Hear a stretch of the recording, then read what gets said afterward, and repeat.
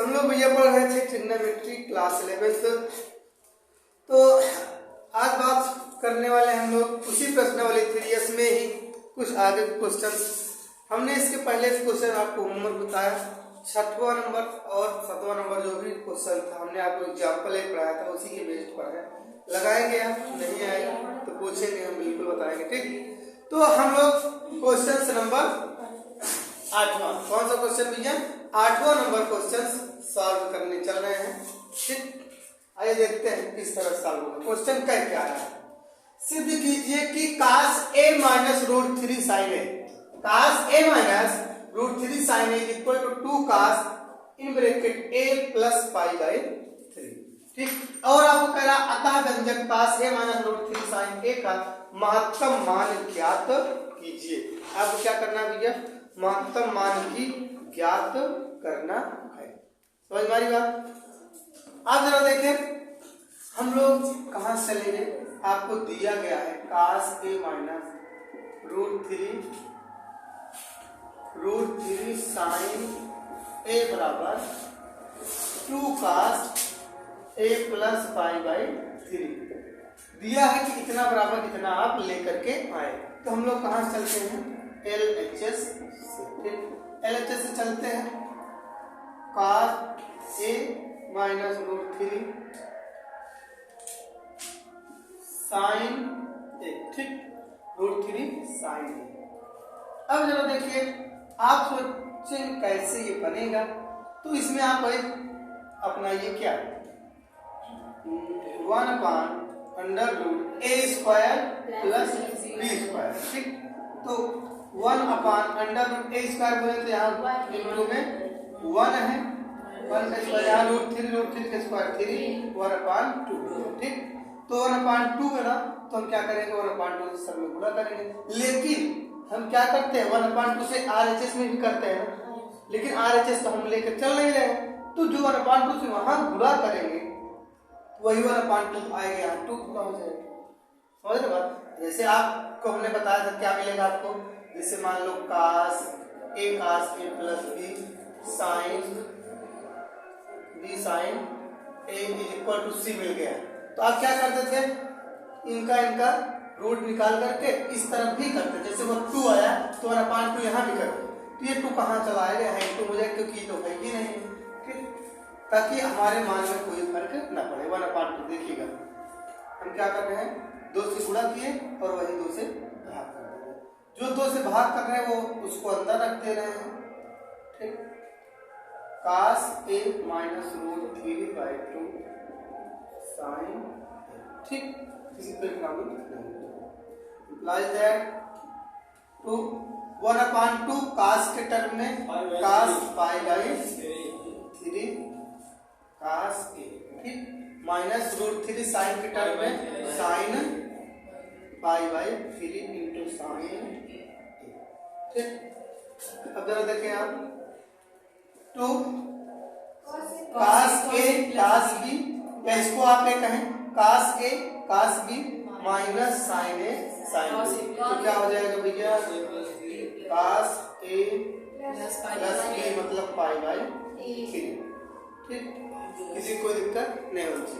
अब जरा देखें अंदर एक 2 कर दो, 2 cos a plus pi by 3। ठीक, ये क्या मिल गया? RHS। लेकिन एक मिनट और ध्यान दें, आपको आगे भी कुछ कह रहा है। अतः व्यंजक cos a minus root 3 sin a का महत्तम मान ज्ञात कीजिए।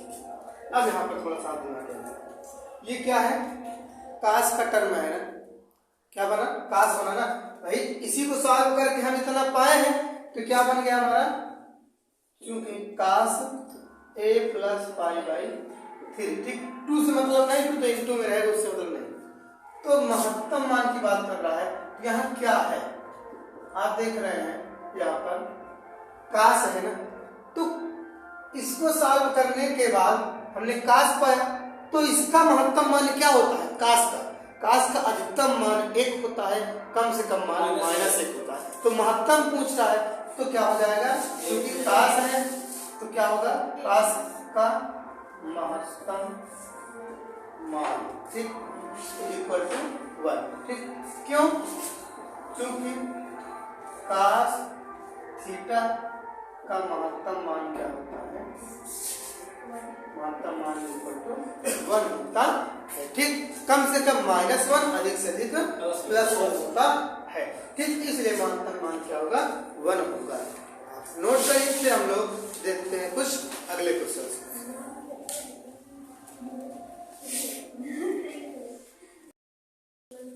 हाँ, तो अब देखिए हम लोग भैया नेक्स्ट क्वेश्चन सॉल्व करने चल रहे हैं। 9वां नंबर कह रहा क्या क्वेश्चन में, जरा पढ़िएगा।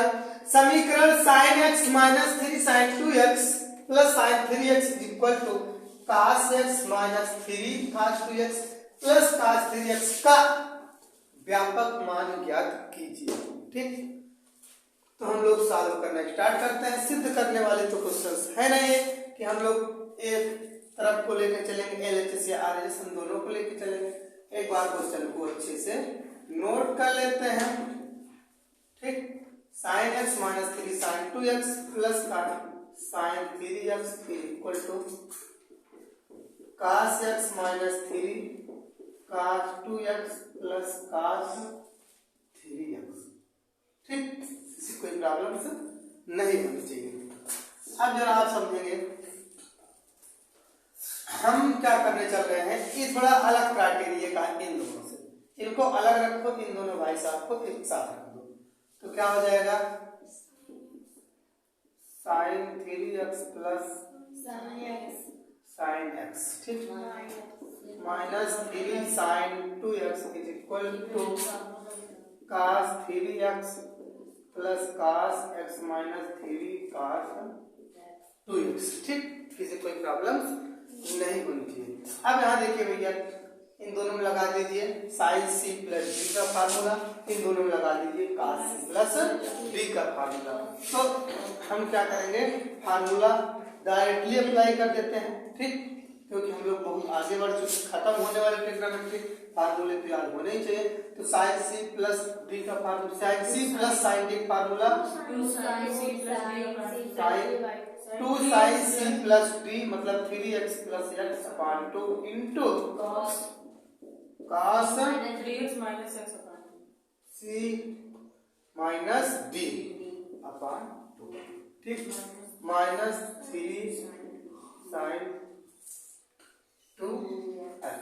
ठीक, इक्वल टू इसमें लगाइए cos c प्लस d, क्या हो जाएगा, c plus d 3x plus x by 2 cos c minus d cos c minus d 3x minus x upon 2 minus 3 cos 2x। ठीक, किसी कोई प्रॉब्लम्स नहीं होनी चाहिए, समझ में आ रहा है।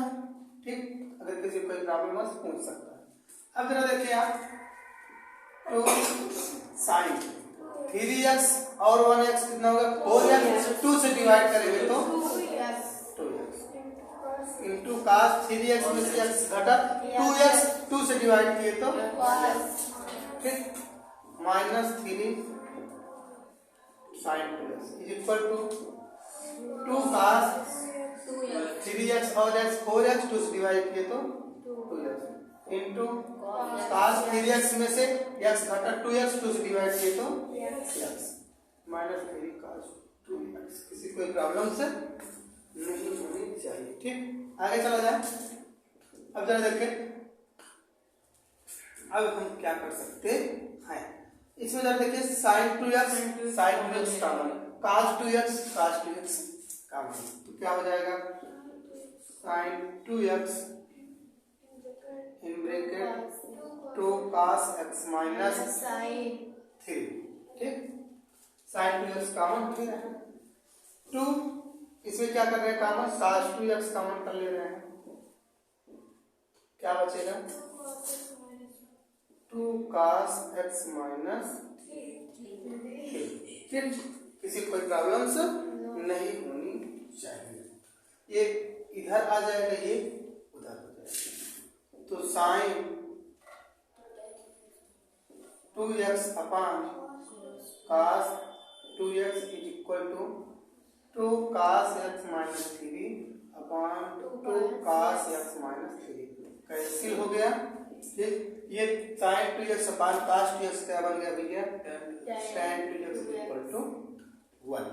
ठीक, क्या बन गया 1। अब क्या करेंगे आप, tan 2x is equal to tan pi by 4 बना देंगे।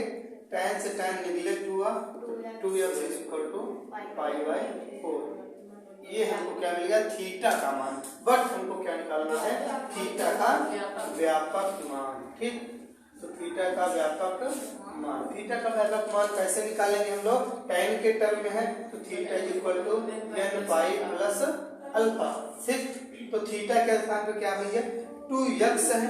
ठीक, क्या है 2x है, तो क्या करेंगे 2x is equal to n pi plus alpha बोले तो पाई बाई 4 है। ठीक, ये 2 इंटू में इधर आएगा तो डिवाइड हो जाएगा, x इज इक्वल टू क्या हो जाएगा, हम चाहे बाहर भी रख सकते हैं या इंटू में भी कर सकते हैं, n pi by 2 plus pi by 8।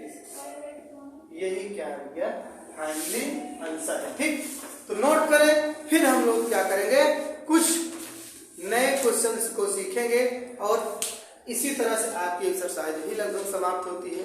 ठीक, नोट करें।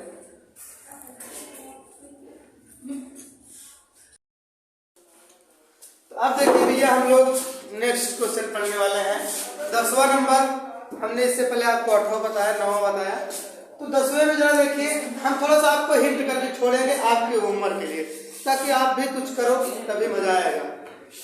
क्वेश्चन में क्या है, tan theta plus tan in bracket theta plus pi by 3 bracket close plus tan in bracket theta plus 2 pi by 3 is equal to 3 को हल कीजिए।